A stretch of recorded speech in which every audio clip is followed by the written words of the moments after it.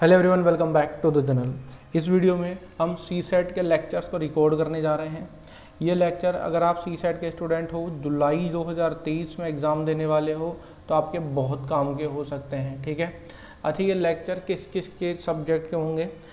Only economics के lecture होंगे। Economics बहुत हार्ड पड़ती है स्टूडेंट के लिए, उसी के लेक्चर हम रिकॉर्ड करने जा रहे हैं। सी सेट जुलाई 2023 एग्ज़ाम के लिए स्पेशल एप्लीकेबल होने वाले हैं।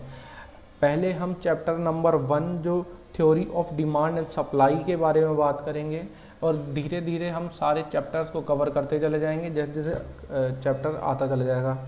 अगर आप हिंदी मीडियम के स्टूडेंट हो तो हिंदी में मैं लेक्चर बोलूँगा, इंग्लिश में बोलूँगा, मिक्स लैंग्वेज रहेगी तो आप समझ सकते हो। अगर आप थ्योरी ऑफ डिमांड और सप्लाई के कॉन्सेप्ट को हिंदी में समझना चाहते हो तो इसको बोलते हैं मांग और पूर्ति, है ना।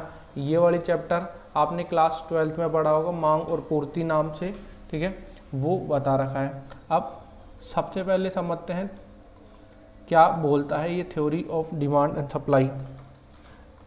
देखो, पहले चलते हैं डिमांड के बारे में कि डिमांड क्या होती है।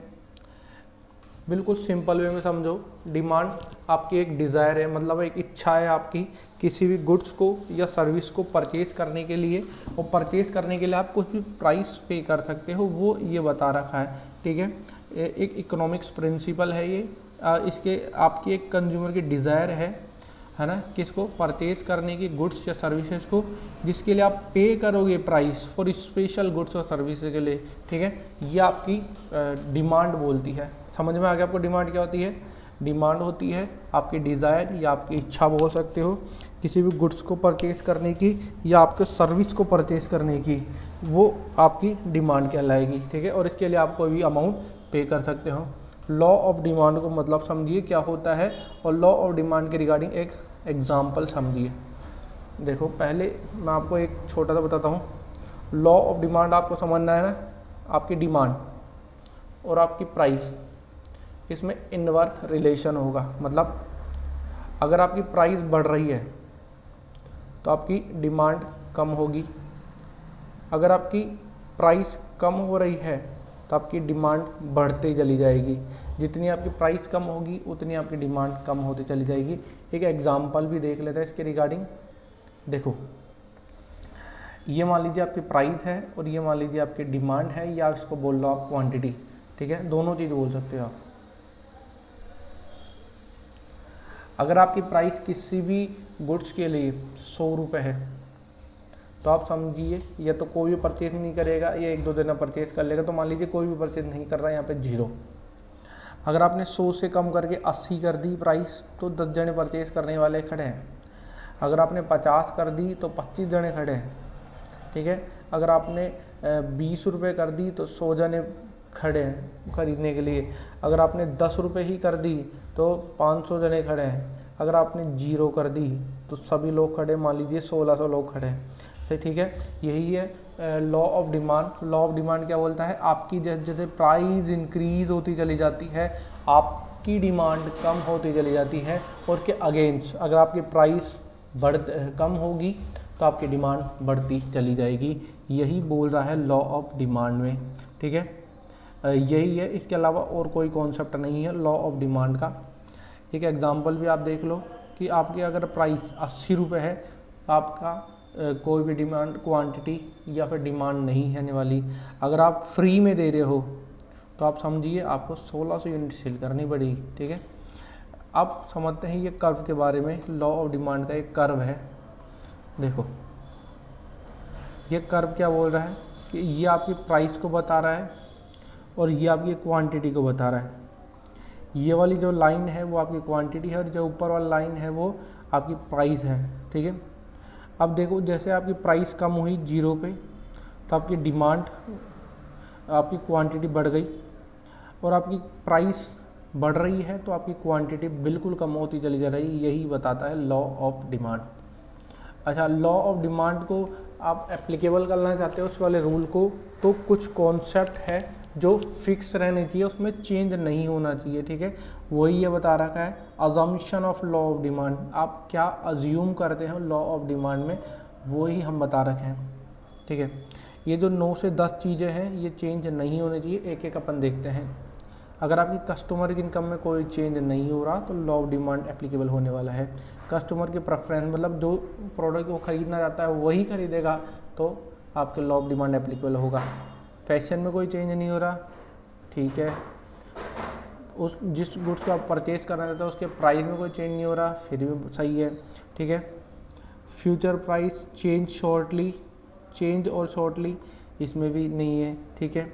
आपकी गवर्नमेंट पॉलिसी, वेल्थ, कम्युनिटी, ठीक है, distribution of income and wealth, ये इन 9 से 10 चीज़ों में कोई चेंज नहीं हो रहा है, थोड़ा सा चेंज हो रहा है, लॉ ऑफ डिमांड एप्लीकेबल हो जाने वाला है। आप चलते हैं एक्सेप्शन लॉ ऑफ डिमांड के बारे में कि क्या एक्सेप्शन है लॉ ऑफ डिमांड के बारे में, क्या बोलता है लॉ ऑफ डिमांड। अच्छा, एक्सेप्शन का मतलब है कि जो नीचे मैं 4 चीज़ें बता रहा हूँ उस पर लॉ ऑफ डिमांड एप्लीकेबल नहीं होने वाला, रूल लगता ही नहीं इन पे, ठीक है।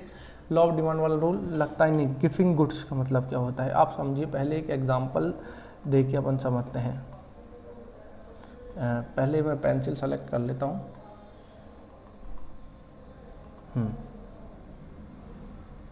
आप समझिए, आप मान लीजिए आप नॉन वेजिटेरियन हैं, आप चिकन खा रहे थे पहले 100 रुपये का, अब वही चिकन आपके 1000 रुपये का हो गया है। आपकी इनकम उतनी ही है जितनी आप कमाते थे, अब आपको चिकन बहुत महंगा लग रहा है, अब आप चिकन को रिप्लेस करने के लिए आप पनीर खा रहे हो 30 रुपये का, ठीक है। तो आप इससे रिप्लेस कर दिए तो आपकी डिमांड इस पर शिफ्ट हो गई, ठीक है। अब पनीर अगर 60 रुपये का भी हो जाएगा तो आप जितनी पहले डिमांड रखते थे उतनी ही आप डिमांड रखोगे, आपकी डिमांड कम होने वाली है। जैसे जैसे प्राइस बढ़ता चला जाएगा पनीर का तो आपकी डिमांड भी वैसे वैसे बढ़ती चली जाएगी। अच्छा, आप पनीर के प्राइस को नहीं देख रहे हो, असली में आप चिकन के प्राइस को देख रहे हो, चिकन के प्राइस को कंपेयर कर रहे हो पनीर के प्राइस से, तो कम पनीर का आपको प्राइस बहुत सस्ता लग रहा है, इसलिए आपकी डिमांड और आपकी सप्लाई बिल्कुल सीधे सीधे चल रही है। जैसे जैसे डिमांड बढ़ रही है वैसे वैसे क्वांटिटी बढ़ रही है ना, प्राइस बढ़ रही है वैसे वैसे डिमांड बढ़ती चली जा रही है, ठीक है। इस पे भी law of supply, law of demand apply नहीं होता है। जैसे जैसे प्राइस बढ़ रही है डिमांड भी बढ़ रही है। इस वाले एग्जांपल को आप ध्यान रखना, चिकन वाले को काम आ जाएगा आपके। अब स्नॉब अप्रैल, आप समझिए बहुत सारे जो गुड्स होते हैं हम बिगर मतलब परचेज कर लेते हैं शो ऑफ करने के लिए, उस पर भी एप्लीकेबल नहीं होने वाला, चाहे वो कितना ही महंगा हो, आपको कोई मतलब नहीं होता, आपको ख़रीदना है बस वो। जैसे मान लीजिए आप पेंटिंग खरीद लिए 2-3 लाख रुपए की, ठीक है, अब वो 5 लाख की भी होती तो आप परचेज करते, 10 लाख की भी होती तो परचेज करते शो ऑफ करने के लिए, तो उस पर भी लॉ ऑफ डिमांड एप्लीकेबल नहीं होने वाला है। अब सेकेंड लास्ट बता रखा है स्पेकुलेशन मतलब सट्टा, ठीक है। इसका मतलब क्या होता है कि देखो लॉ ऑफ डिमांड सट्टे पर भी एप्लीकेबल नहीं होता। सट्टा क्या मतलब क्या होता है, जैसे मान लीजिए आप 19 तारीख है, आप बोलो कि 23 तारीख को किसी गुड्स की प्राइस है ना 20 रुपये से बढ़ के 50 रुपये हो जाएगी, या 20 रुपये बढ़ के 15 रुपये हो जाएगी, 20 से 15 हो जाएगी, 20 से 50 हो जाने वाली है, तो इसमें कोई भी आप डिमांड कर रहे हो क्या, आप तो बस अनुमान लगा रहे हो कि वो प्राइस इंक्रीज़ होगी कि डिक्रीज़ होगी, या क्वांटिटी के बारे में अनुमान लगा रहे हो, आपको परचेज नहीं करना उसके बारे में, ठीक है, कुछ नहीं कर रहे हो, तो वो उस पर भी लॉ ऑफ डिमांड एप्लीकेबल नहीं होने वाला।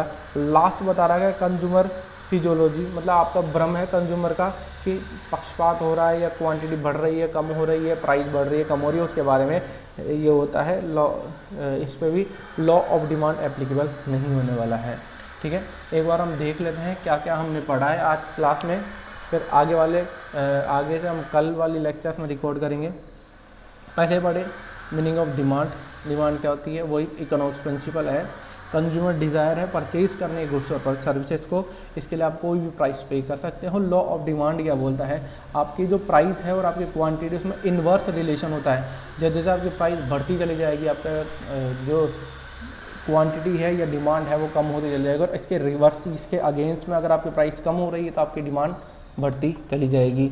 ये आपका एग्जाम्पल था और इसके नीचे डिमांड कर्व था, ठीक है, इसको बोलते हैं डिमांड कर्व।